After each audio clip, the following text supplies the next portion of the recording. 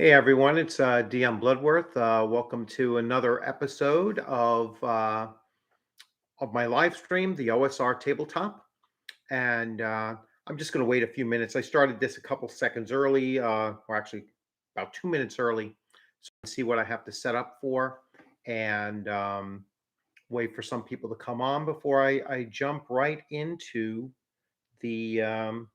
right into our discussion tonight. So I'm going to put up a couple of things here, and I see that I have some people potentially. Um, I may have some people potentially jumping in. Let's see if I can do that and see. And this is recording now too, so I uh, I will see once people start coming in. I only gave about like a half an hour's notice. I'm not like really too keen on setting these things up ahead of time. I don't know exactly how to do it. Number one, and I don't like the presentation of it this way. I'd rather do it where I have control over, what's going in there, um, what's going on the side stream. So, yeah, I'm not quite sure how I can highlight the chats from this kind of presentation and send feedback. So it's still a learning curve.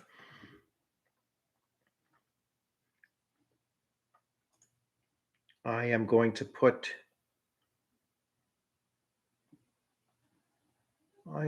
put this up.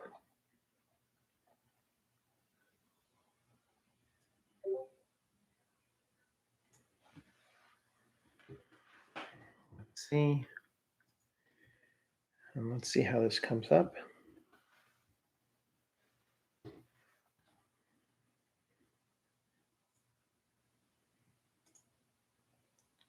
All right, we're going to pin it.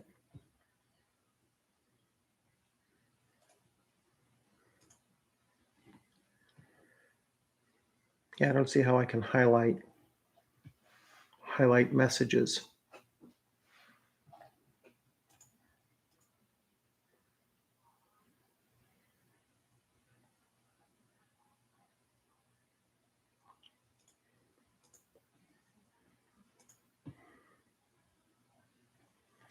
Hello, Curtis. Welcome.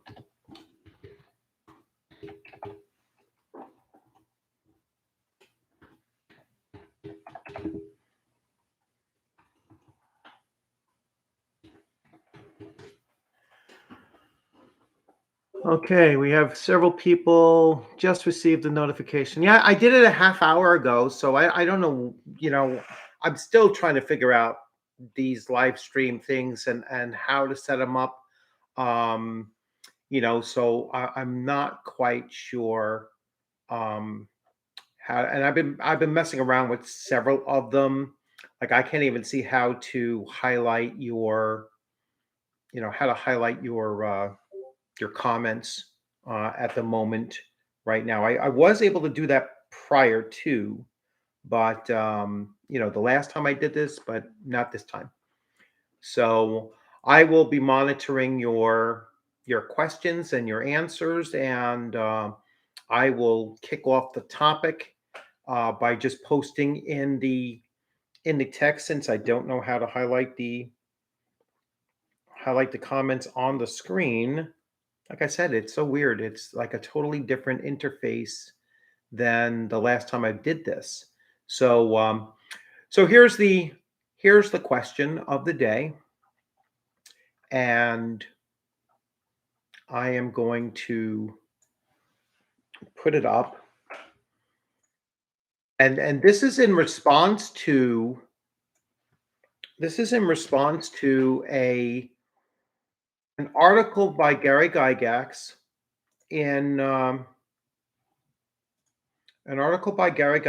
in Dragon Magazine number 24. And so that is the That is the article. So it's the melee in D&D from Dragon Magazine 24. And basically, Gary was talking about the development or discussion of the pros and cons of complex combat systems and game balance issues. And so what he was basically saying was that too much complexity and you can get bogged down, too little complexity and the or too much too little danger and the players could lose interest in what is actually happening during the game. And so that's what I really wanted to go into. And I was going to put these questions up there. Um, so detailing the issue of, or the issue of detail versus simplification. And so I will put these questions up there and then I'll give you a chance to respond to them.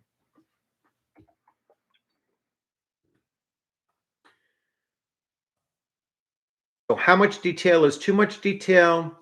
How little is too little? How should detail or simplification be used? And which is worse, bogged down or boring?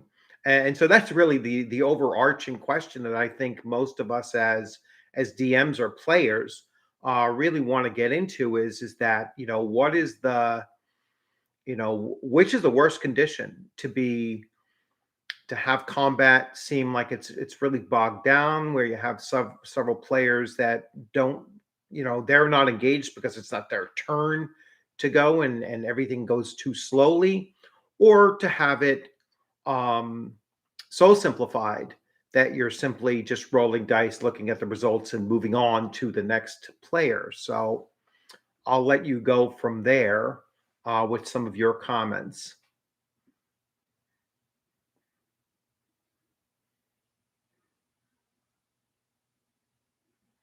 or questions, either or.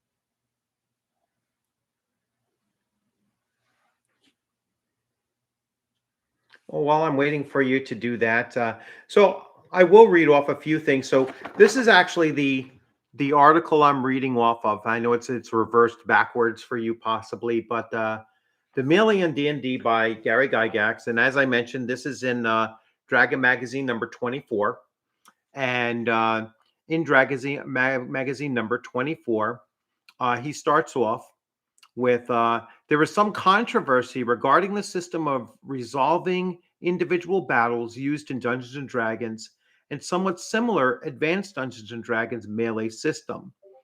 The meat of D&D is the concept of pure adventure, the challenge of an unknown, facing the unexpected and overcoming all obstacles. At times known, facing the at times, this requires combat with spell, missile, and hand-to-hand fighting. How crucial to the game as a whole is melee? What part should it play?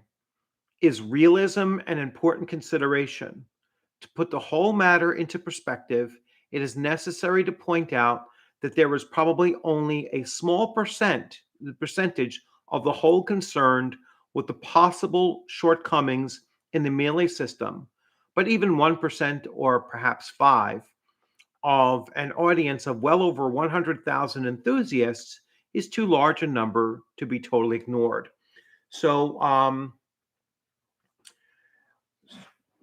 yeah, so he's bringing up, and GR mentions too, try to make it flow smoothly, and I think that's the ultimate goal, is to certainly have a smooth running combat sequence. And I think some of the keys, and which Gary mentions in the article as well, uh, as early as 1979, they're already talking about, so this is early advanced Dungeons and Dragons, and they were talking about the combat sequence and just establishing the base combat sequence of missile, magic, melee is one of the things that I think uniformly makes it run smoother. Once all the players know that this is the sequence and it's immutable, it runs all through to this very day. So through every edition, I don't think it's actually been changed at all um, from its earliest inception. So missile is always gone first, followed by magic, and followed by melee combat. Now, movement I've seen done before missile. I've seen it done at the very end of the sequence, and I've also seen it split um, and done either in the beginning or the end, or at some other parts during the combat sequence. So I've seen it done multiple times. I've actually done it multiple times as well. As far as saying, well, you know what, if you want to do half your movement now and the other half later, you can certainly do that to help position yourself a little bit better, or to try to extricate yourself a little bit earlier from something that's in response. So GR also mentions don't get involved in rules debate during the battle. Yeah, and that's like somewhat of a separate issue, but still pertains to what we're kind of talking about as far as getting bogged down. That's getting bogged down in rules during gameplay. So it's not necessarily just during combat. Um, One thing that I don't do is I don't like to get into big rules disputes during actual play. In most cases, whatever there's a question about the rule, it's not a life or death kind of rule um, that's being debated, and so it could be put off until afterwards. Um, I ask my players that are magic users, well, what does your spell do? Because I'm not a walking encyclopedia of every single spell. Uh, if my magic user players are not knowledgeable enough of the spells that they do have, then that might have a consequence down the road where it's like, all right, well, you're not going to be able to cast that spell this round because you as a character are still fumbling around with what to do here. So I might actually have that kind of a delay impact their character's initiative during that round. And I do the same thing with any kind of um, a an indecisiveness amongst the party. They will lose initiative if they're not like very attuned and ready to go when it's their turn to act. I will allow them. Like I've had my archers in the group say, I'm going to wait until the magic users cast their sleep spells, and then I will follow up with I'll follow up with missile fire on any that passed their saving throw or weren't affected by the sleep spells. And if the missile using player characters have a higher dexterity bonus or a higher initiative generally than the magic users, then they're going to get to make that decision and still not lose their combat round effectiveness. And that's a kind of tactical approach that my current player group uses. And they do it somewhat frequently. Is that they too, even with the group initiative being the general role that's done, they kind of know a routine that they follow within the combat sequence as a party. And that's another thing that makes it run very smoothly is if you have a group of players that are very well organized with what they want to do during a combat sequence. So let's see, I have a D20 campaign called Warlords of the Accord Lands. You have heard of it. It has a lot of interesting new classes. Okay, I haven't heard of it, but I will certainly look into it. And I guess so. It's a D20 campaign. What system is that using though? I mean, is it like a D20 generic system or a very specific one? But I'll take a look at it and see. So let's see. So don't get involved in debates. Let's see. I run phases, but each side gets to go in initiative order. All the archers, all the casters, etc. Yeah, I mean, yes, Curtis. Thank you. So yeah, like I said, I think that's pretty uniform. That's the sequence that is, that I'll argue is immutable. It's across all editions, and it's frequently seen in other RPGs, just OSRs or whatever. That's kind of the sequence. If they have spellcasters and stuff, they normally go. Anybody like what's some of the things that you do with movement? So like Curtis or Marian Nanor, GR. I know Cal was on earlier. What do you guys do with movement or gals? I don't know. What do you do with movement? Hello, John Schlow, Max.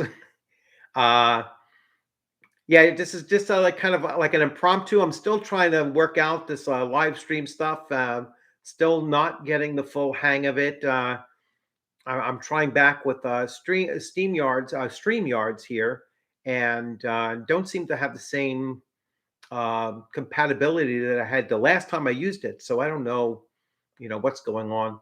But anyway, yeah, just discussing an article from Gary Gygax from Dragon Magazine number 24, the Melee and D&D, and basically talking about or trying to address the question of how much detail in combat is too much detail, or how little is too little, and which is worse, combat that's bogged down or combat that is boring. Movement happens towards the last in the each round. Yeah, in many systems, GR, that's normally the case, that you do movement last. I have seen and I have used a hybrid of that where the players can split up movement. They can decide I'm going to do half of my movement now. So let's say a character has a 6 movement rate, a 6-inch movement rate, whether it's a dwarf or a halfling. They can use 3 inches now, 3 inches after, and and that still falls within the same combat round and really doesn't change. Bogged down equals boring. Well, I think when I came up with the tag, bogged down versus boring, and actually to put it in better context, so Gary was specifically talking about boring combat as being combat where there is very little risk. So that was his real thing. And actually, I will put up what I came up with, kind of based on that idea. So, and Gary was speaking to it as far as, wait, I lost my window. So this is pretty much where, oh, it's 271 of 200. So let me see how I can.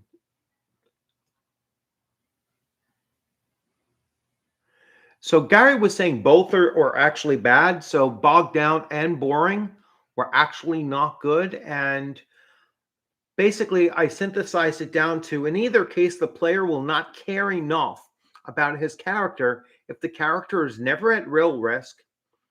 The same is true if the player feels his character is very likely to die. So he was kind of comparing it to the boring combat of of there being very little risk versus the meat grinder kind of aspect of, if everyone is getting the chance for critical roles, and you had your orcs that roll a 20 and do double damage, and but then at the same time he was also saying, but if you only give those kinds of modifiers in combat to the players, then you run the risk of the combat being too simple for the players to win. And so again, he was kind of, Gary kind of has a way of like playing both sides and not really tipping his hat to which one he supports all the time. I mean, sometimes he clearly does, but in this case, I think in this article he was really back and forth, and it was more of just a discussion of the pros and cons of both. And that's why I came down to, well, you really don't want either. You don't want a bogged down, and as you say, John Schlow, bogged down equals boring.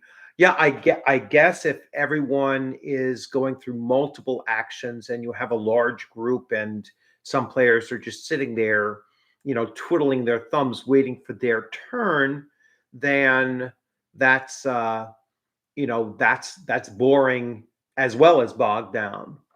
Um, but that's not the same context that Gary was using. Now the PCs can do it, so can the NPCs, so long as it makes sense for the NPCs to do it. Yeah, and I agree. I mean, I like using the same rules across the board. So it's if the you know I if the orc rolls a natural 20, the orc is going to deal out that kind of damage. And they're obviously not going to have um the other modifiers and everything like that that a player character might have.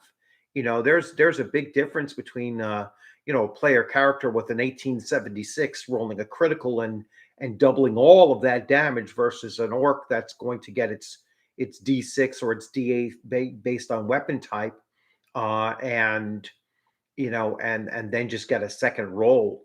I mean, it's not going to be that as brutal, let's say. So Gary seemed to be sadistic towards player characters. Just look at the work on Tomb of Horrors. Tomb of Horrors was an exception, um, and if you actually go into, and recently Tomb of Horrors was brought up. I was watching some or reading something where it was labeled like the worst adventure ever written, and it was written by some clown. I'm gonna call the person a clown. Probably never played it, and or never, certainly never ran it, and didn't quite understand. It was actually a YouTube video. Didn't quite understand anything behind the Tomb of Horrors. Um, the Tomb of Horrors was written for two purposes. Number one, it was written as a tournament play game. All right. So it's essentially a one shot.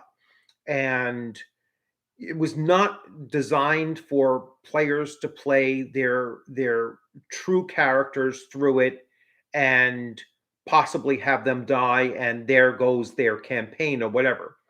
The second thing that Gary was writing it for was to put into check uh, his sons, the ones that were playing in his campaign, and some of his closest friends with all of these named characters that you've heard of, like Tensor or Big B or Mordenkainen. Oh, well, Mordenkainen was Gary Gygax's, but um,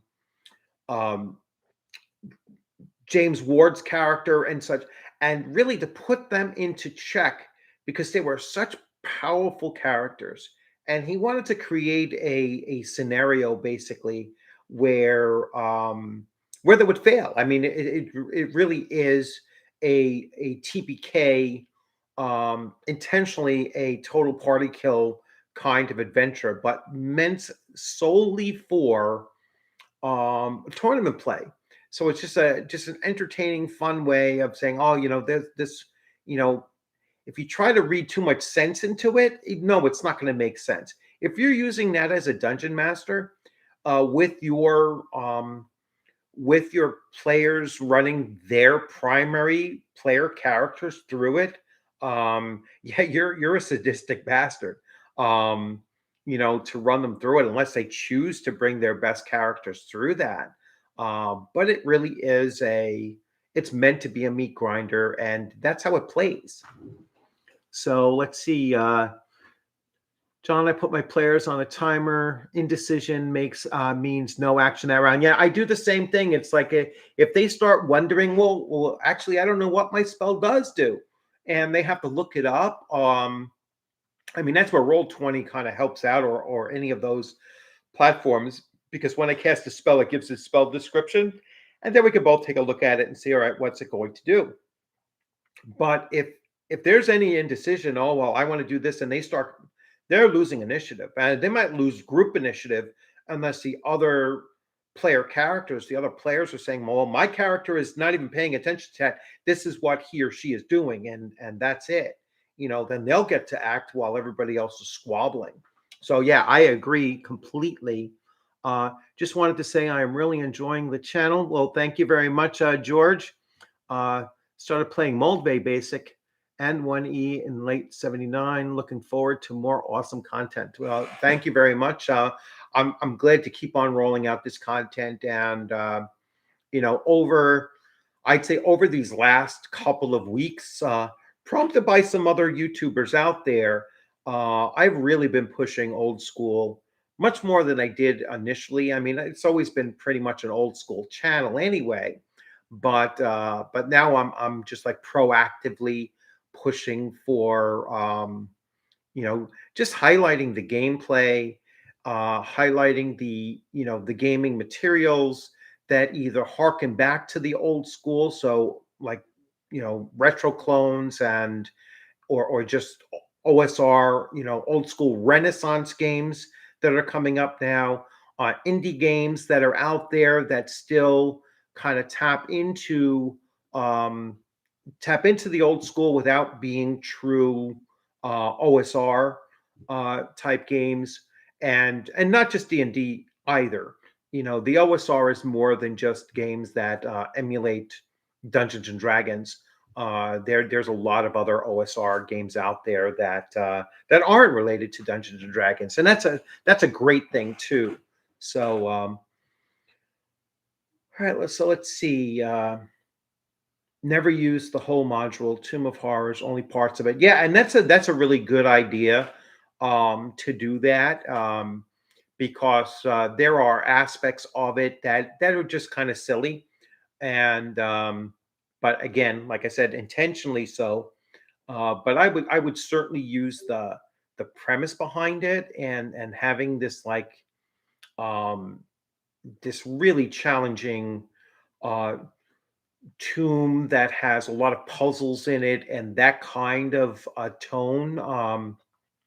I mean, it's been ages since I've actually run it, and so and I only experienced it on two occasions with my characters, and we faced the same thing, a total party wipe the first time we went through it, and then we went through it with actually some of our primary characters, like I did, and I turned around and ran away.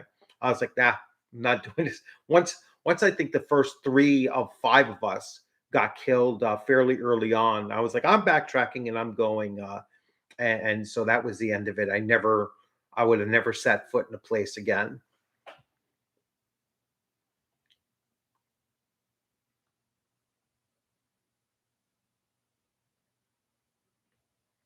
I agree with that. I also played it once, happened to take a paladin. I was the de facto leader. It sucked. Characters were not powerful enough. Yeah, that's another thing with the official D&D and certainly AD&D modules. Um Even though they had the levels, like 4 to 7 or 9 to 12 or whatever, um you were almost always better off bringing characters into those things from anywhere from 1 to 3 levels higher than what was stated as the minimums and maximums, because all of those modules were much more challenging, I think, than what many of us, when we write our own, I think that we're kind of reluctant to throw such big challenges, at the players. I think less so than what they were back in the day. Um, and that just might be um, because we're reluctant to do it, or maybe we've been affected by all of the years since then of games just not being as brutal as AD&D first edition was. I mean, it was very unforgiving if you didn't house rule a few of those things, like maximum hit points at first level and other things like that. So yeah, again, a lot of what we're talking about here, as far as combat balance and that balance between, uh, is it too detailed and bogged down, or is it too easy and safe? That's a debate that you don't really have with some modern systems now. 5e, for example, where it's very, very difficult for player characters to actually get killed. And so I think it really does run into that problem of characters kind of, not being so engaged in the combat because they're just less at risk. I think, harkening back to the article as well, um, something that I picked up on, that Gary was talking about, was he was talking about the player characters forming up ranks and having, using different weapons in different ranks, obviously. So the frontline fighters were number one; they were the shortest. So he was like, I would put a group of, the two dwarves and the halfling would be in the front row. That way, the humans in the center could reach over with their spears or their pole arms, which were actually perfect weapons. And these were thrusting, like, not the super long pole arms, but the more thrusting spears and such. They would be in the middle row, and then your elven archers would be in the back row. And that way, and it just reminded me of, in 1979, Gary Gygax is still very much the tabletop wargaming player, and game master, and so still talking in those terms, even in this article in 1979, of um, how to organize the different types of fighters you have in your party. Uh, the old days needed higher level than recommended for their modules. I read somewhere that's the way that they were designed. Yeah.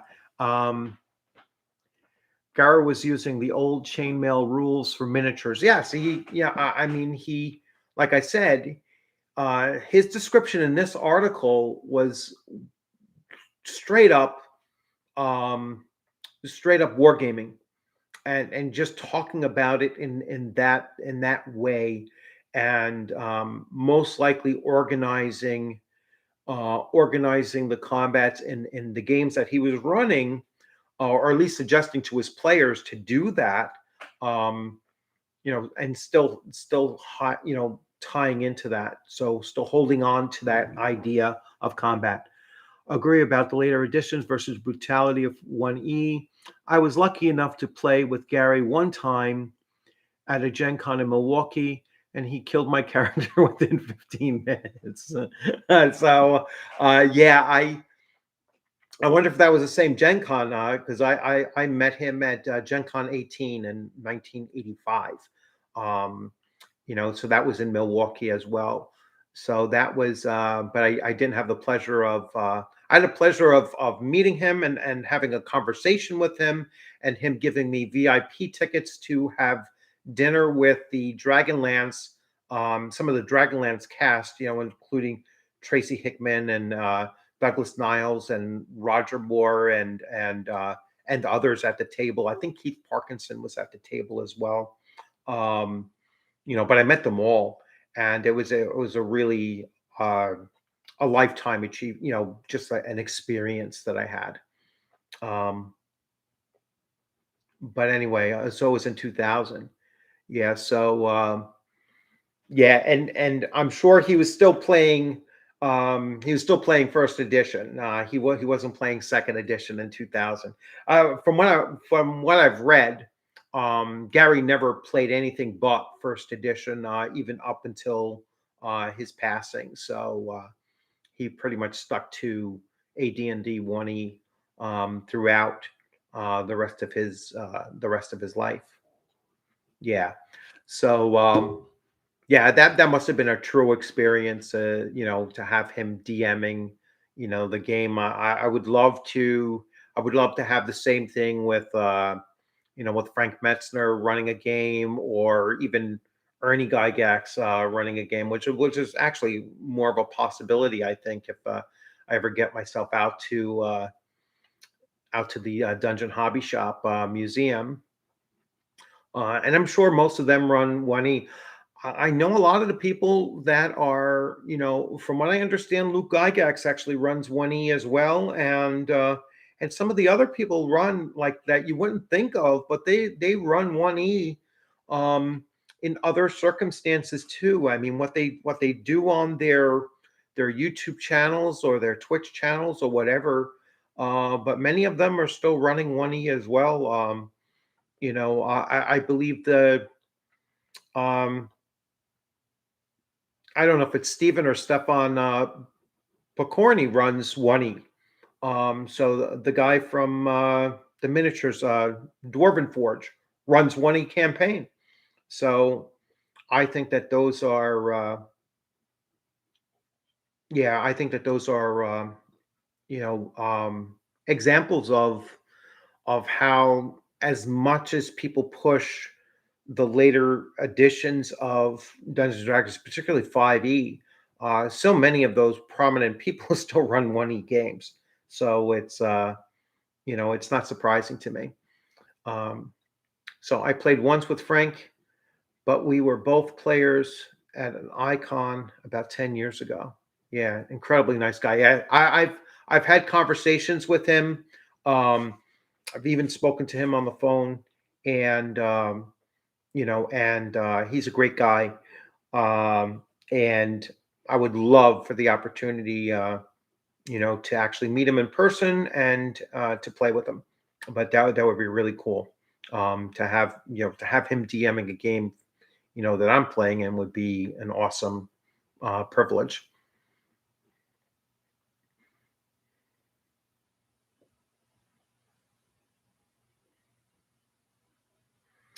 So getting back to the article, and let's go back to some of the other things. So this is one of my arguments after reading the article and going over it a few times. And let's see, I keep on making these things longer than there's a 200 character count limit here. And we're going to get to campaigns. So as I said earlier, with both the mechanics the mechanics of 1E does not support either that very slow paced and bogged down version of combat, nor does it support the too easy and very risk free combat. So the mechanics of 1E and most games really don't support either. So if your combat sequence is on either of those two extremes, it's not really by game design that it's meant to be that way. It's something that you as a DM or a GM, depending on the game that you're playing, it's something that you need to take a look at and say, well, what am I doing that is bogging this down, or how can I add a little bit more risk to it, or make it just more interesting. So once I get past that portion, let's see if I can get just this here. Because like I said, and I related it to running campaigns, and so did actually Gary as well in the article.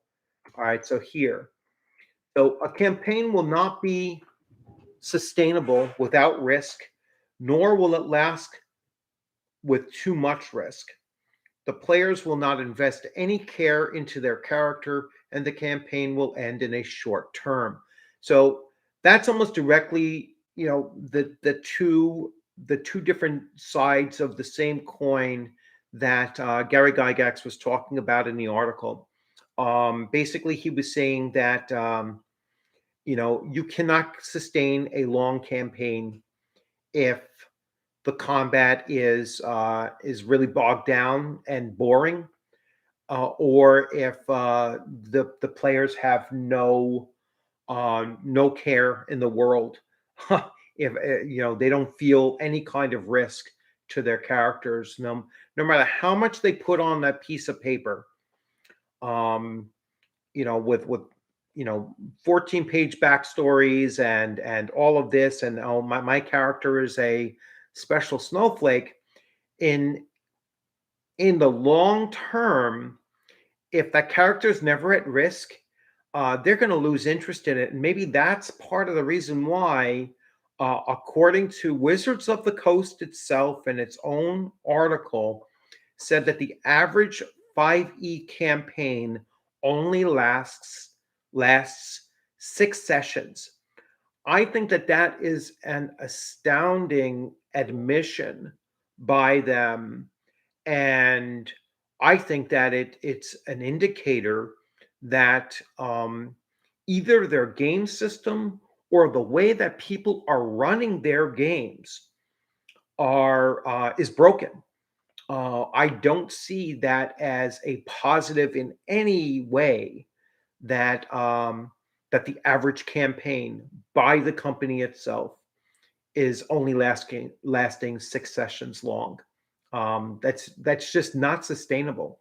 I don't see how you're going to keep a consumer base, a player base, playing your game with it being that short.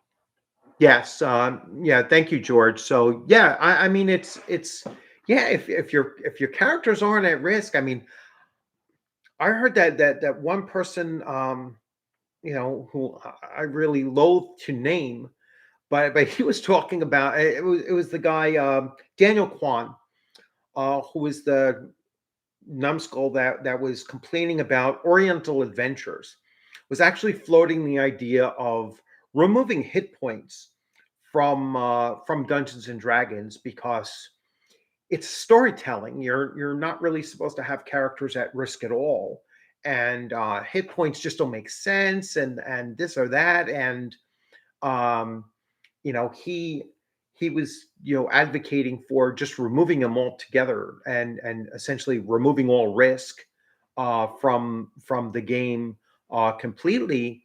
And That was one of the things that Gary Gygax was talking about in the very beginning when he was talking about there are certain essential rules that if you change, remove, or do anything, impacting it, that that you are no longer playing Dungeons and Dragons. All right, and hit points was one of them. The other one was, believe it or not, he believed that alignment system was the other because he tied it into your characters could not be engaged in a heroic fantasy if they themselves were not heroic and had the ideal of uh, being on the side of good fighting evil. And so removing alignment would also alter that. The other thing that Gary pointed out at the time was that if you removed the racial bonuses and the racial level limits and class limitations, that you would essentially break the system because no one would ever play a human character again. Because the innate abilities of demi-humans certainly outweighed anything that the humans were getting from, if they didn't have the level limits, and the attribute modifiers that they did have. So yeah, Quan doesn't know much, and I know that John Schlow is not a big fan of Quan either.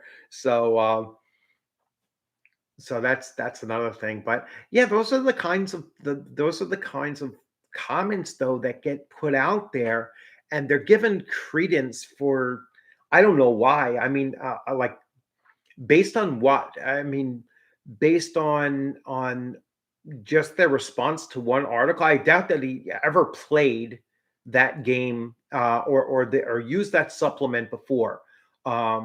Didn't even read past the first few pages of the book to see where he was wrong to begin with, and didn't bother interviewing any of the authors of the book who are still alive and active that they could have been approached. But again, that's the door that has been opened to the hobby by Wizards of the Coast that allows that kind of nonsense to come into play.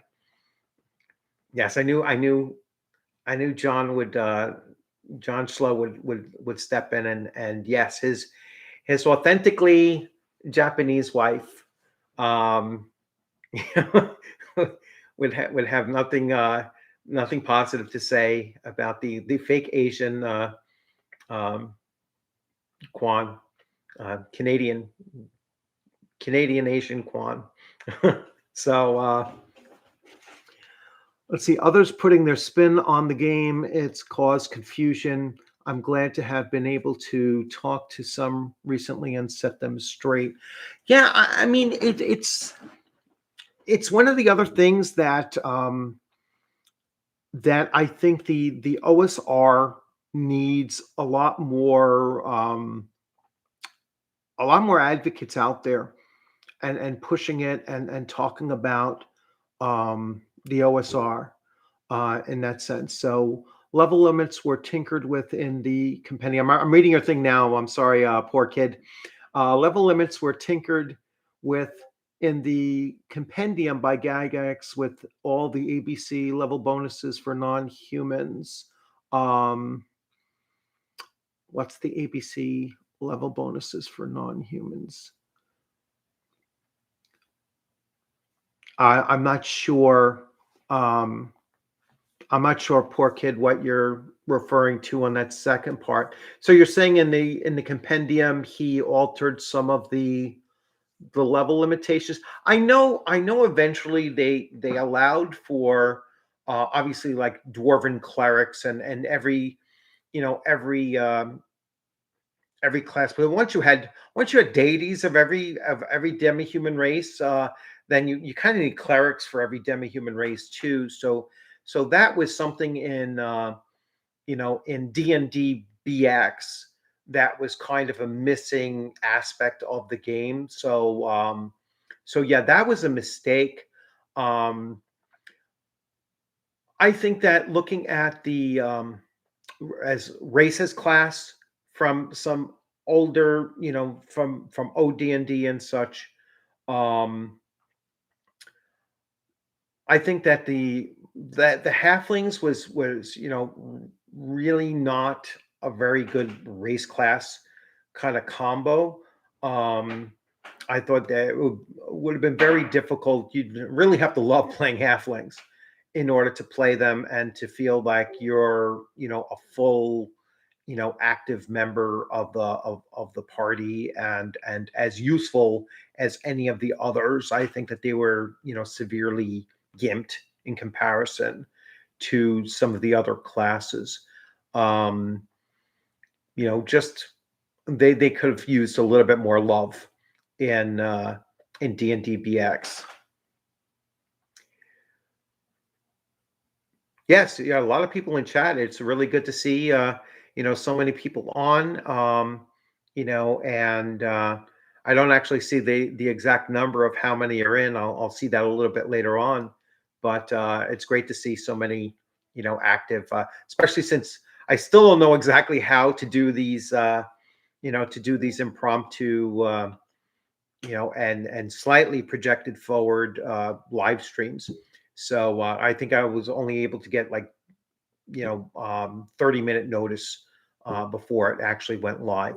So, but yes, it is great to see. We got 13 people online right now. That's probably not the maximum that it did hit. So, out of curiosity, are you using just the 1E books or also OSRIC and the retro books? For my campaign, I am using just the 1E books. And although I do have OSRIC on, for a very quick reference, because it is much easier than busting out all 13 hardbacks. There are only parts of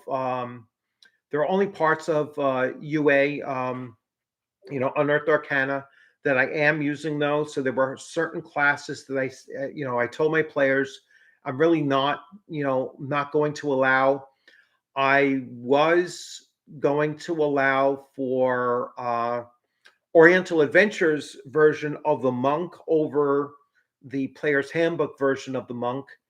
I don't ever allow psionics. I can't stand psionics. And so I don't use psionics. Never have, never will.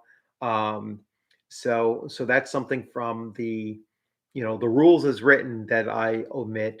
I also don't use their grappling rules. I'll virtually never have any instances of grappling, or I just make something up, on the fly for the players. I just have them make a combat roll and then determine whether or not they grappled their character. So the grappling rules in first edition are just unmanageable.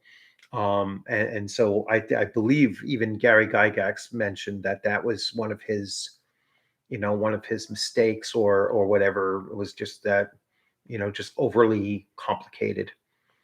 So cool. Yeah. Grappling has always been a bit of a challenge. Yeah. 1E grappling is just something I wouldn't bother dealing with. And like I said, anything like,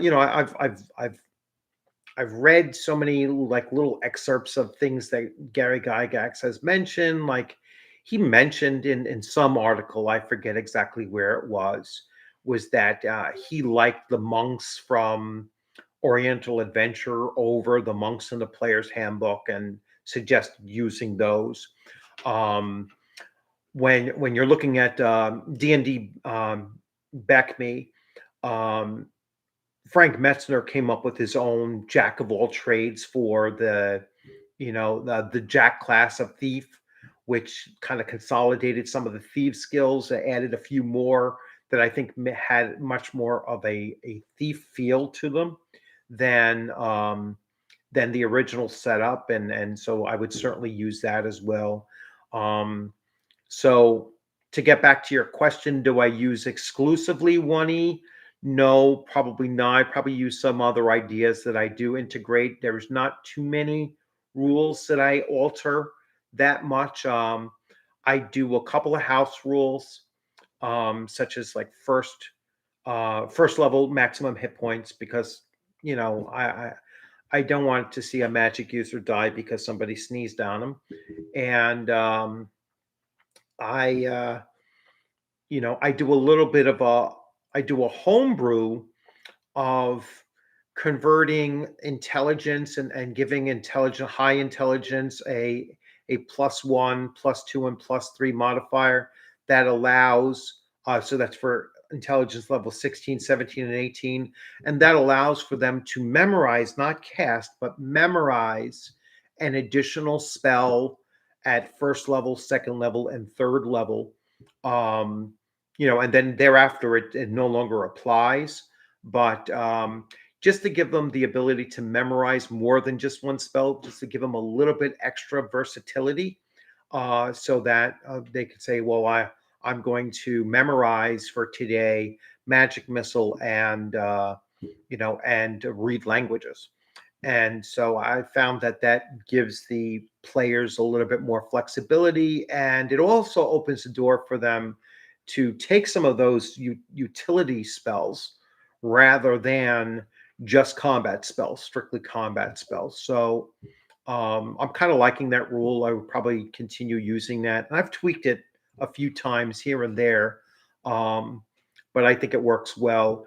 I don't think that it alters the gameplay enough to actually break the game, nor make magic users too powerful. I think it just gives them, if they have a really high intelligence, it just gives them an extra memorization. I mean, if you have a 170 IQ, you should be able to memorize more than just one spell per day.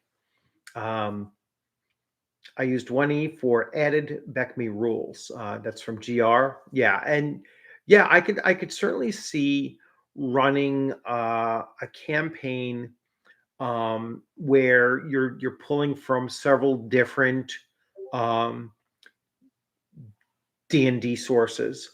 So whether it be, taking some 1E, 2E, and OD&D or D&D BX and combining them up to make just to make a system that kind of matches what you're looking to do.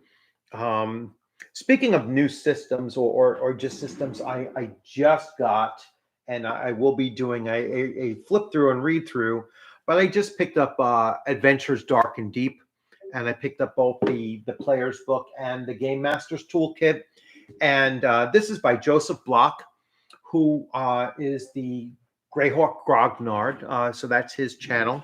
And I finally decided I was going to support him more directly and buy his books and take a look at. Now, what he says is that this is the Dungeons and Dragons that Gary Gygax would have made after second edition if he was still with TSR. And this is based mostly on a compilation of Gary's articles from Dragon Magazine or elsewhere, Dragon's Foot, website and such. So basically, this was his compilation of those particular articles, and so I'm really looking forward to digging into it. I literally just got them today, and I started flipping through them, and so I'm looking to do a much deeper dive on them and do a video probably within the next day or so on on digging into that and taking a look and seeing, hey, is this a system that could be that kind of combination of first edition, second edition, and other sources kind of tied up into. So if Gary was making Advanced Dungeons and Dragons third edition, is that what it would look like? I'm curious to see how it's going to read and possibly run. So yeah.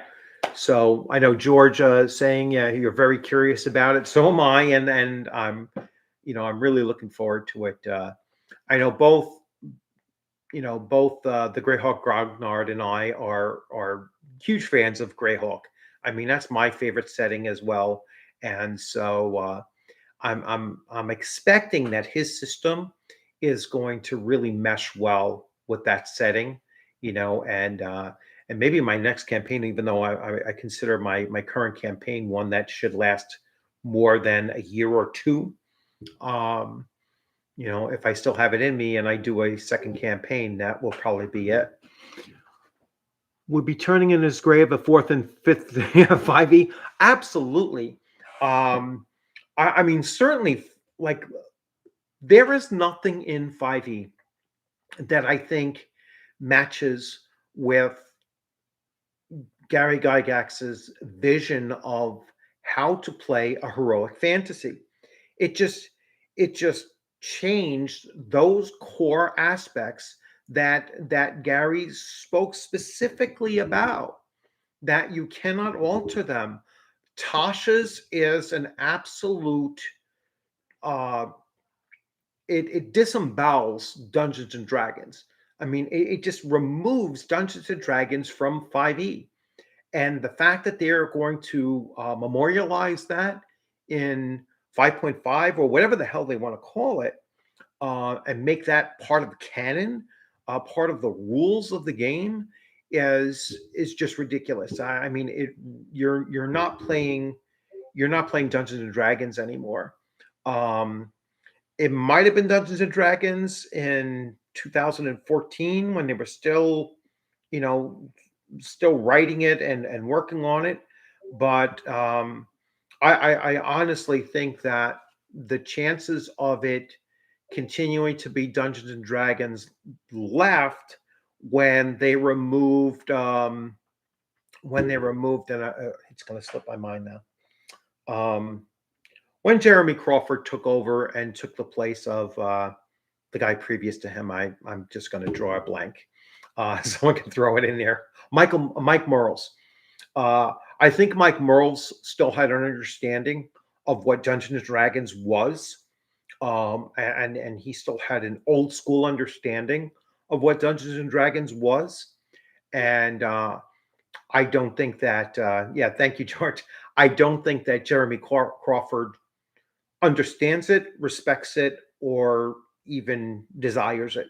I don't think that he, I don't think that he, as the creative director, which I don't think he's very creative to begin with, I don't think that he has the best interest of Dungeons and Dragons as an intellectual property in mind. Um, I don't think he gets it. I don't think he understands the game at all, and what Gary's vision of it was.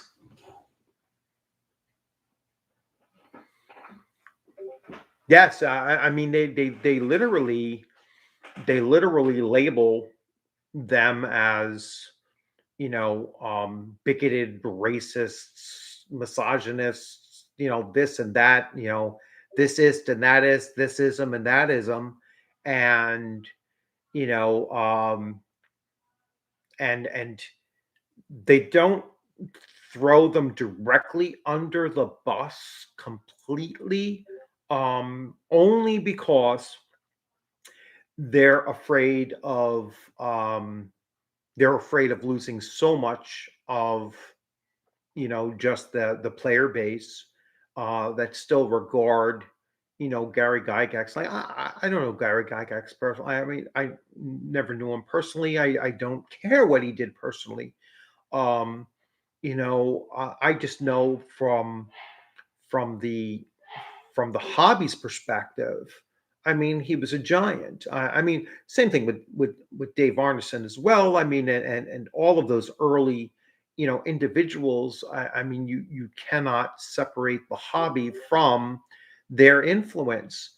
But that's what they're trying to do today. Is they're trying to just isolate that, cut them out and disregard them, and then that's part of what, I don't like about some of the newer cons that are out there, that, they'll talk about these, you know, they'll talk about these individuals that are modern day individuals, and call them legends. I'm like, they're not legends. They're, legends are the Gygaxes and the, and the Mensers and the Tim Casks and the and those individuals that were from the first 2 decades of the game, um, and of the hobby, and not these individuals from the last 20 years.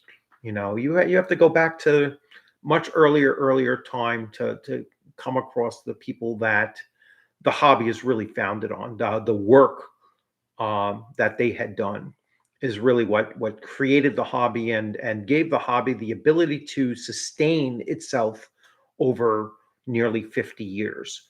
Um, Nothing that's created now is going to be seen 20 years from now. Um, so it's just I don't see what they're doing as sustainable. But that's let me get off my soapbox and get back to yeah. Gary was a good author. His novels weren't like all that great, but he was a better author. I'm just about to go crazy. He was a better author than George Lucas, because if you ever tried to read the first Star Wars novel, you'd want to beat your head against the wall. I mean, George Lucas was a terrible novelist. I mean, A New Hope just read like crap. I couldn't get through it. Um, I could get through Gary's Gord novels, but they still were not the same caliber as you know as the authors that he was really inspired by, certainly. So it was but I know you know that'll probably get me a hundred thumbs down, and that's fine. But that's just the thing. Like, I really appreciate Gary Gygax, but I certainly don't worship him, and I certainly don't worship him like some other YouTubers out there, want to build a statue the size of the Statue of Liberty to him. But he is a legend and a founder of this hobby, and should always be remembered for doing that.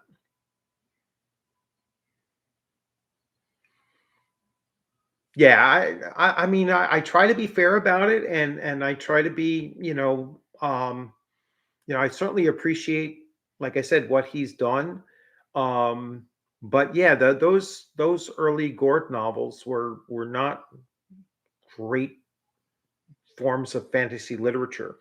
Um, it was kind of like you're writing a novel around the game rather than a novel that could be ported into the game, I guess, if you understand what I mean. So it kind of had that almost um, artificial, inorganic storytelling, of it, um, too contrived around the game system. I guess you could say.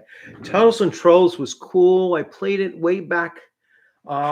Yeah, I never played Tunnels and Trolls. Like I said, when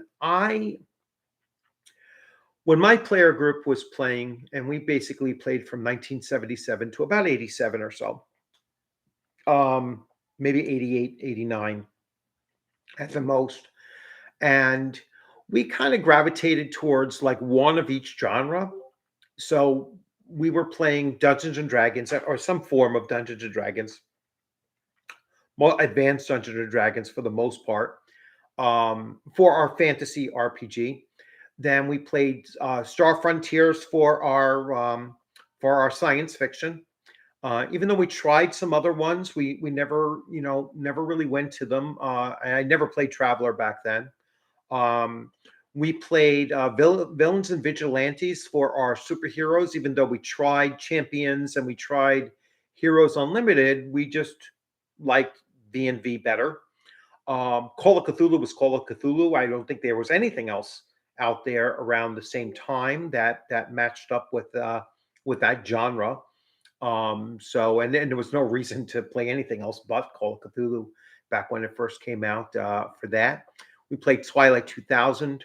There was no other modern warfare type RPG that we were either aware of or felt the need to play at the time. We played James Bond, so that was our our spy genre and high action kind of drama. So yeah, we didn't mix and match. We played Toon. We played Bushido. So if we wanted our, we had Oriental adventures, but when we discovered Bushido, that was our, our real true historical fiction Japanese, samurai ninja kind of game to play. So didn't play BattleTech. I wasn't a, and welcome Mirador. Mirador is one of my players in my AD&D campaign, so it's great to have him in here. So he plays our cleric, or one of our clerics, one of our two clerics. So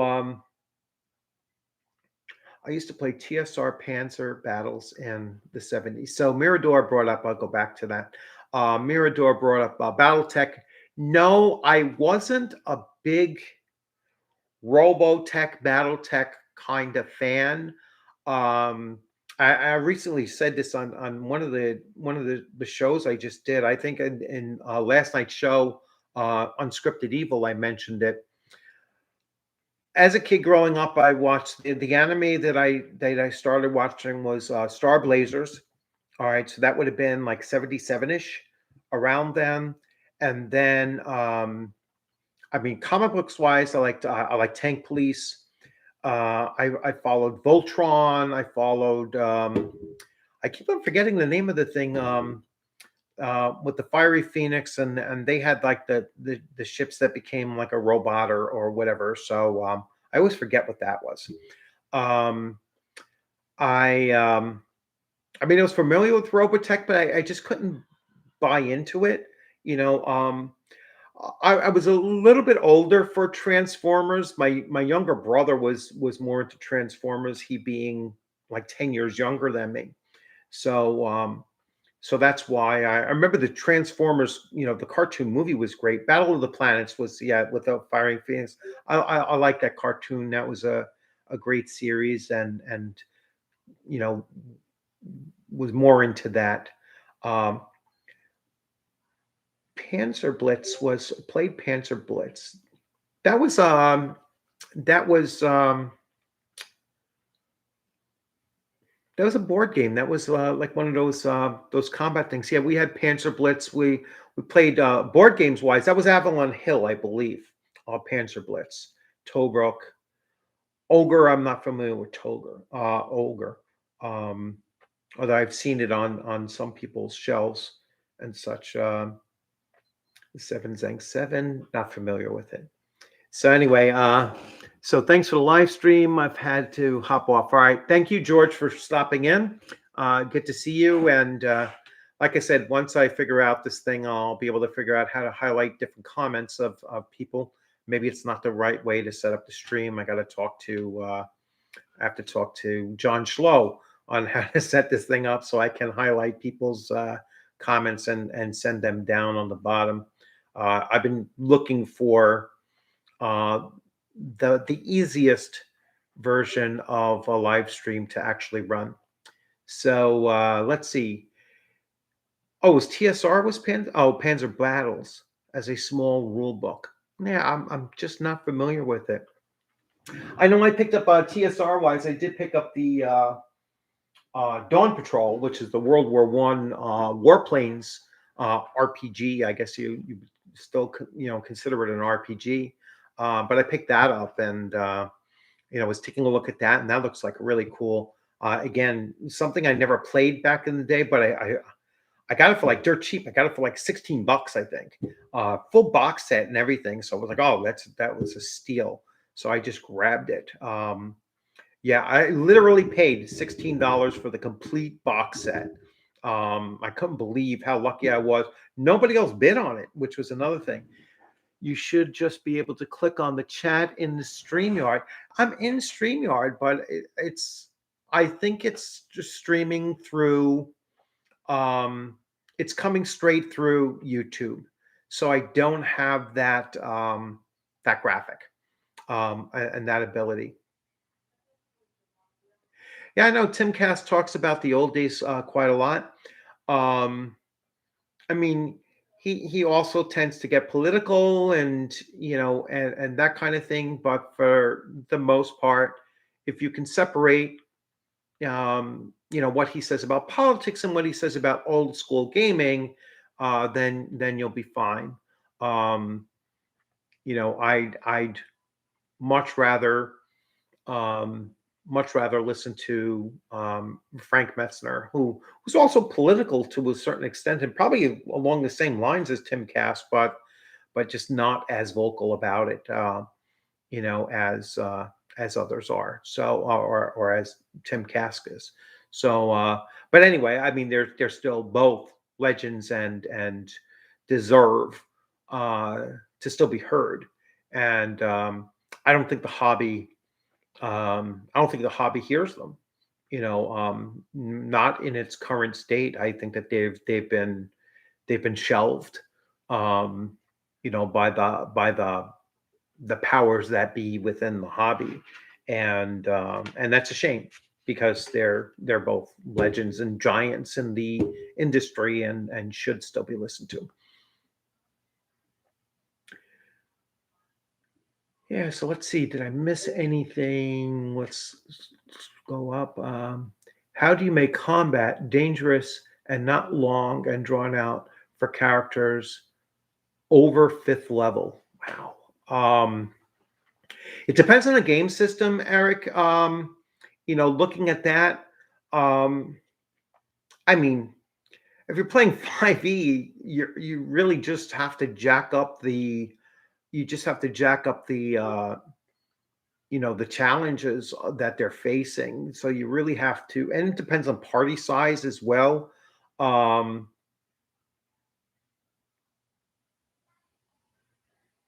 let's see. No, I wouldn't agree with that, Eric Martin, about Tim Cask. But anyway, going back to your earlier question, how do you make it more dangerous? You To make a game more dangerous as a DM, the first thing that you have to do is you have to play the the monsters that they're facing intelligently. All right. You could make going into any lair uh, a true death trap, and really that's how it should play. I mean, the idea that you can go into a lair and you're going to fight very static monsters in each room. So I go into this room, I'm going to face seven goblins. In the next room, I'm going to face three goblins. In the next room, I'm going to face none. All right. Now I go to another one and I face four goblins. Now, at some point, there had to be roaming goblins walking around this lair and going, oh shit, I just saw seven dead bodies in here. I wonder what's going on. Let's sound the general alarm. All right. And now all of the goblins in the entire lair are now like, hey, crap, somebody is in here and it's killing our people off. So you have to start thinking about what the player characters are facing and optimize their tactics. Think if someone was invading your home, how would you respond? Well, that's how they should all be. I mean, I know one person had made the comment that a goblin lair is like you're facing 97 Kevins in a Home Alone movie. All right, it's like it should be a virtual death trap, walking into there. And so that's the one thing I would do to make any level, it doesn't matter what level it is, just much more challenging, is by playing the monsters intelligently. Having the dungeons or the environment that you're traveling in, it could be wilderness as well, they're going to use every advantage that they have, all right, at their disposal, just like your player characters are using every advantage that you have at your disposal. You're going to think tactically, and so are they. And so that's something that I think that a lot of times DMs forget to do. And I will certainly own up to it as well. Sometimes I'm not thinking well, it's like a throwaway, it's a throwaway group of kobolds that the players are going to face, and so I'm not going to, really deal with it. They were statically in a room. You know, I've with this current campaign, I've kind of broken away from that a little bit more so. So the players have encountered um, kobolds doing like regular chores around they were playing through B1 in Search of the Unknown. And so they encounter kobolds doing the things that they would normally do in a dungeon, or in their lair, even though it's an adopted lair, um, doing garbage disposal, and just trying to give some life to the place. And that general alarm is something that's important to keep in mind. That will certainly get a party group of level 5 and above a little bit more challenged by those kinds of things. The other thing that you could do is, I mean, like I said, you could always up the numbers of encounters that they have. If you have a large party of players, anything like much above 5, you have to remember that their movement is going to be inhibited by the sheer number of player characters in the group. Their The wandering monster tables are going to have to be adjusted, and the chances are going to have to be increased because they're not moving as silently or as quietly, I should say, as a group of 5 if you have a group of 9. Um, the main thing though that I do with a very large group is I make their sheer numbers a real factor in their ability to move from room to room, or from just just stumbling over furniture and things like that. I mean, it's something that I think has added a dynamic to the dungeon crawl that they happen to be doing, that has added a hindrance to or disadvantage for such a large party size. And so that's the other thing that you have to remember too, is think tactically, um, in order to increase challenge for a higher level group of players as well. Yes, yes, John. Yeah, these monsters are, it's built into their personality types. If you want to call it like um, kobolds are always depicted, are almost always depicted as being very cunning, and they're, even though they're weak and possibly cowardly, excuse me, they in their lair, they're going to use their sheer numbers and tactics, to hint you. Goblins have the very same you know type of traits that they're usually attributed to. uh Never very bright, but certainly, cunning, uh using poison and stuff like that, poison scorpions on sticks. Yeah, they're going to use a number of things that are going to make them more dangerous than their hit dice would indicate. Um, yeah, I've done things with, you know orcs dipping their arrows in shit, to spread diseases and to do other things like that. I mean, I really like to play orcs as being like, irreparably, twisted and just nasty creatures. Certainly nothing that you're going to think of them as being misunderstood.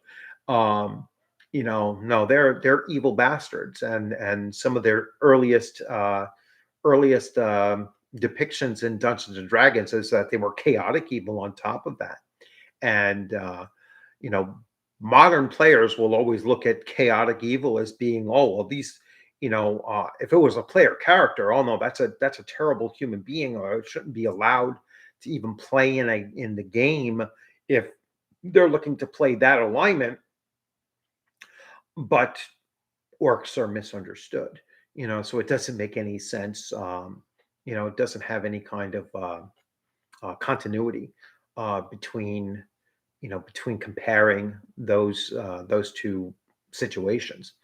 But yeah, I mean, they should use every nasty trick in the book certainly when defending their lair. I mean, it should be no easy task, even if you are much higher level than you normally would be in those circumstances. And that gets us back to making combat more interesting. Um, you know, Making combat more interesting means that you are going to use different elements of the combat situation to add that interest. So um, you're going to add tighter spaces, all right, in order to conduct that combat. And so your archer might not be able to get a point blank shot, because the room is so cluttered in that he or she can't do it. Um, or you you might be really difficult to swing, or almost impossible to swing a two-handed sword in a corridor that is only 3 foot wide, and maybe 5 foot high. I mean, some of these tunnels, especially if they're made for smaller creatures like kobolds or goblins, are not meant for humans to pass through. And so you're going to have to be crawling on your hands and knees going through these spaces. And again, that goes back to adding combat challenges that add a level of difficulty and just makes it more interesting when the players are forced to think outside of just a very uh, sanitized version of combat. A very two-dimensional form of combat that they might be normally used to.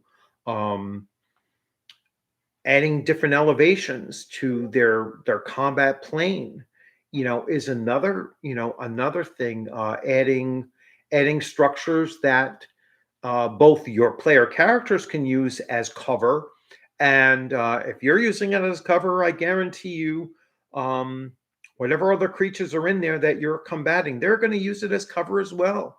And so um, there are different ways that you can make combat more interesting, and still not bog it down with too many details. A lot of that can be thought about by the DM ahead of time, and knowing, well, I'm looking at this particular room as a specific scene that I want to go into some detail. You're not going to do this with every single room, but there are certain rooms that you're going to want to, or certain circumstances. And this came out of one of my streams as well, that I did on Unscripted Evil with Vince and Jeff. And that was the idea that when do you focus, when do you go into super detail? And what we had discussed at the time, and I believe even I believe John Schlow, that's in here, he mentioned it as well. Well, you're going to go into detail with the critical hits and the critical misses or the fumbles, and that's what you're going to describe, um, because they don't happen that often. Really, only a 10% chance. It's a roll of a 20. I mean, a roll of a 20 and a roll of a 1. So anytime that happens, that's only 5% on each end. So 10% of the time, you might end up having to go into much more detail explaining what happened, and describing the hit or the fumble, and just spending that little bit of extra time just to add some flourish to what's going on, again, just to make it more interesting. I have played a lot of three-sided combats, so the main enemy boss also in fighting a group of dark elves or undead as well can be fun. Yeah, having the battle of five armies kind of method, like you don't know which side is which, or who's going to go with what, and just having, um, just having that, having confusion in combat and the consequences of confusion in combat is another thing that adds a lot of interest to it. Um, when my players, when they fumble, it's like, oh geez, I hope I don't fumble again and end up hitting one of my fellow party members. If it's possible to happen, a double fumble is going to happen, and most likely going to hit another player in the group. I know some people are saying, oh, if you're shooting an arrow at a giant, there's virtually no chance of you hitting anybody else. Um, I, I've fired arrows, and I've had arrows go totally different. It's like swinging a golf club. The ball, you never know where the hell it's going to go. Sometimes um, a fumble is a fumble. That means that it's going. I've seen people. I've seen people throw hand grenades backwards. All right. A fumble is a complete total mishap, and that's something that certainly comes into play. So I somewhat disagree with that. As somebody who throws hand grenades sidearm, to where they had to put an S on my helmet so that I wouldn't bounce it off the sergeant's head as I'm throwing the damn thing sidearm, and they're sitting there watching you. Um, that's a fumble certainly can happen, and I have in fact seen. I've seen bowling balls go backwards. I've seen footballs go backwards, and I've seen grenades go backwards. So a fumble is something that can certainly happen, um, and you cannot predict which way it's going to go. So let's get back to any other questions or comments. We saw that in you Monday night game, and we learned from that mechanic, Mirador. Yeah, yeah. Like I said, Mirador was one of my players, and I've been slowly trying to impress upon them that their sheer numbers sometimes gets in the way, um, that the combat sequence, and for them to be kind of like pre-organized, and they've been very, very good right from the beginning as far as that's concerned. um, they usually have a good plan, and they usually do not squabble or debate over, or kind of know not or not know what they're going to do next, or not know their capabilities. It's something that I found as a DM. I should impress upon the players, and this goes right to like session zero kind of stuff. When you tell the players, listen, you are responsible to know what your character can do. All right. If you learned a new spell, read it a couple times. Know what your spell can do. If if you're using a new kind of weapon that you have a better proficiency with, know exactly how it works and what you can do with it. Um, I encourage my players to, what is your primary weapon? Always keep that in mind. What is your go-to? What is your procedure? And they're very good with this, like their protocol.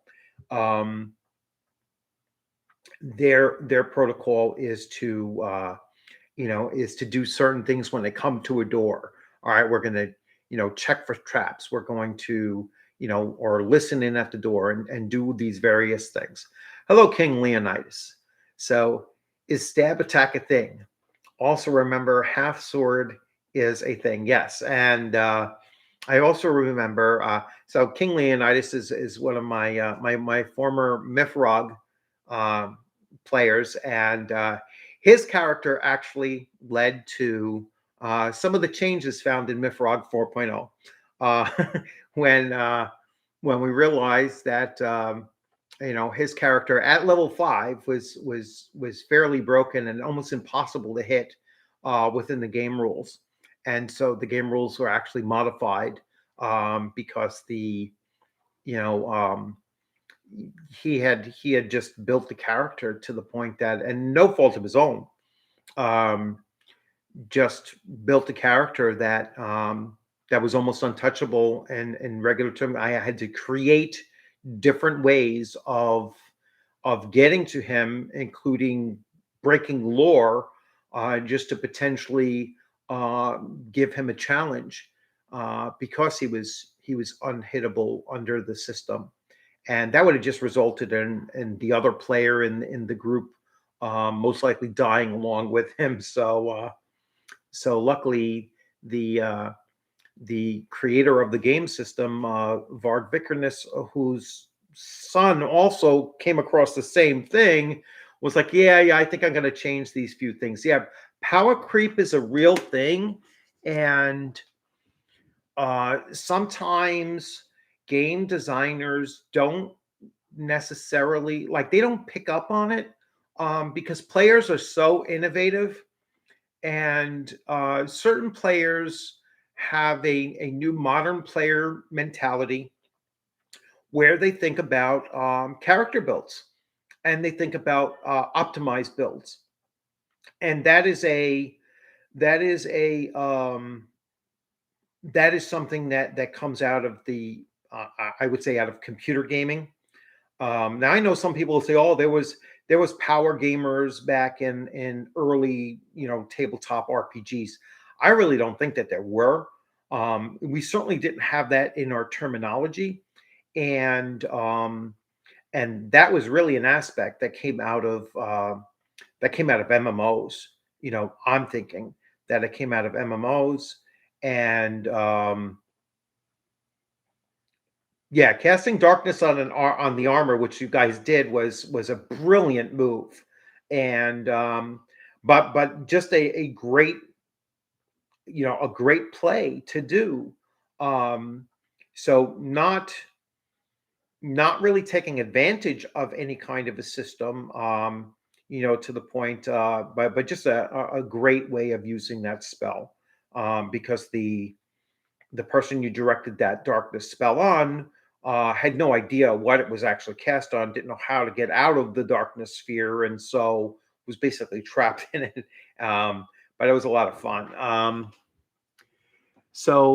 Did Leonidas do an unintentional min max? No, I don't think it was. I don't think it was all that unintentional. Unintentional. I think that it was pretty clear the way that as you added traits in that game system, you started to see, and everything was stackable. That it got to the point where I think anyone attacking him, no human could hit him. All right, that was number one. No human could hit him because no human would have a 24 or better, in order to strike, past his armor class essentially, and even if they did manage to hit him, they would just barely hit him by and a bare hit did half damage, and then he had armor absorption of like minus 10 points, and so the fact is that they couldn't possibly harm him. So there was no number of melee combatants that could actually harm him. He was a little bit more vulnerable, although not much more vulnerable, to missile fire. And so I would have had to have thrown like 30 archers at him. And the problem was that if I threw 30 archers at him, some of them are going to go after the other players in the group and end up killing them. And he would probably still walk out of it, barely harmed. Um, so it was just the particular build that he followed, um, utilized all of those advantages. And I know that they have certain ones. There's YouTubes out there that talk about, videos out there that talk about the 10 most OP classes in 5e. And I think one of them is a kobold with two different traits where it makes it where they always roll for advantage. And so they're always getting the best of the two dice rolls and always getting multiple um, multiple additional rolls on top of that, where they can just cycle through, and it becomes a one character meat grinder that will just go through everything. And that's just game design that is not thought all the way through. And the reason why it's not all the way through is because a lot of times the game design the game designers aren't sitting there and trying to break the game, and trying to come up with a variety of ways to break their own game.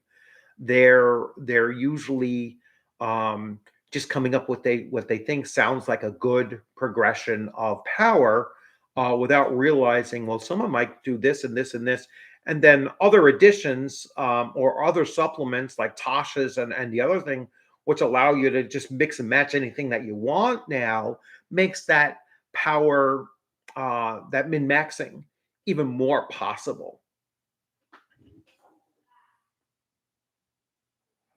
Well, yeah, your idea was being the tank, yeah, and I did give you too much high quality armor as well. So, certainly you were not solely to blame, for the circumstances, and like I said, or at least intimated earlier on, you certainly improved the game, by showing that flaw, in the power curve. So,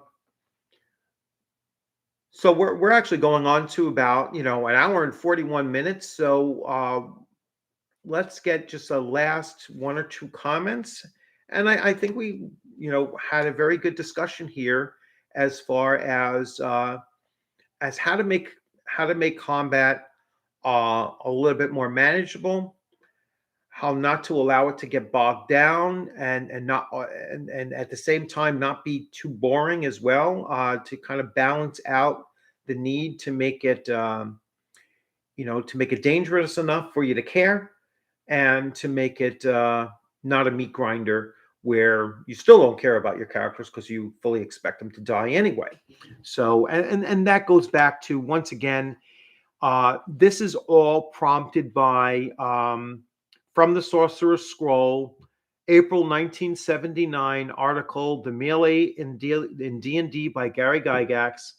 And, I was lucky enough to get the CD set of, 250 Dragon magazines, all on that CD, set. And I'm, just elated to have it. And so, I will be digging through these things and taking a look at, mostly I will be looking at Gary's writings in the Dragon magazine, to see, what else I can put out there and really talk about, because, he's I mean, he's the founder of the game, for the most part, the game that most of us know.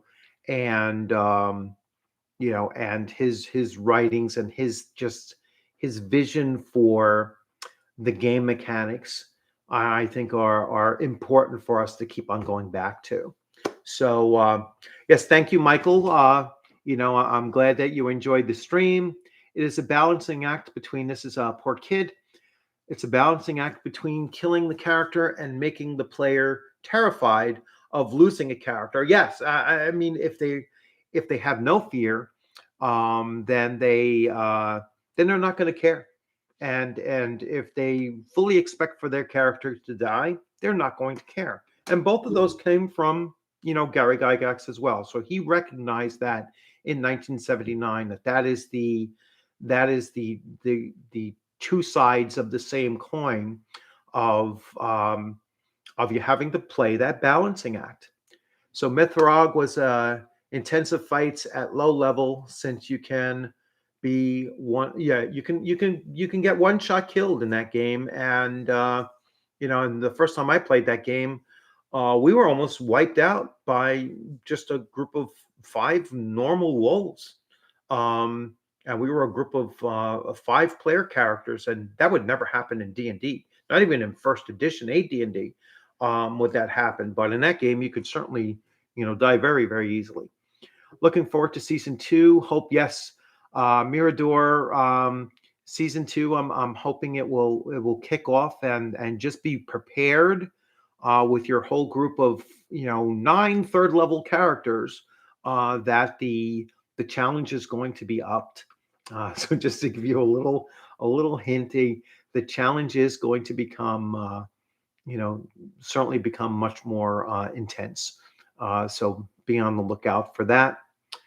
He created this game and this whole industry. Yes, he did. With Dave Arneson's seed, he certainly took it to that next level, that maybe Dave Arneson wouldn't have, but you wouldn't have tabletop RPGs without Dave Arneson, and then you wouldn't have Dungeons and Dragons without Gary Gygax. And so, I still revere both of them equally well for creating the hobby that I've been playing in since 1977, and that includes RPGs that had their iterations in computer RPGs as well. None of that would have existed if it wasn't for both of them. So let's see what else we have. You can insta kill bosses too. Yes, you could. Good evening, everybody. Looking forward to the next one. Yes, thank you, GR, for popping in, and I enjoyed your comments. Let's see, Michael. I personally don't understand all the Gygax hate that is recently in vogue. It's just a hatred of the old, and that's what it is. It's a reject the old and pretend that you have created it. If you go back to that, BBC Three video where that very unfortunate girl was standing up there and saying, "Oh, the old school is nothing but bearded sweaty boys in their mother's basement kind of thing," and we've introduced inclusivity, and we've introduced this and that and the other thing. They didn't introduce crap, you know. They didn't build that, and so let's use their own words against them. They certainly didn't build that.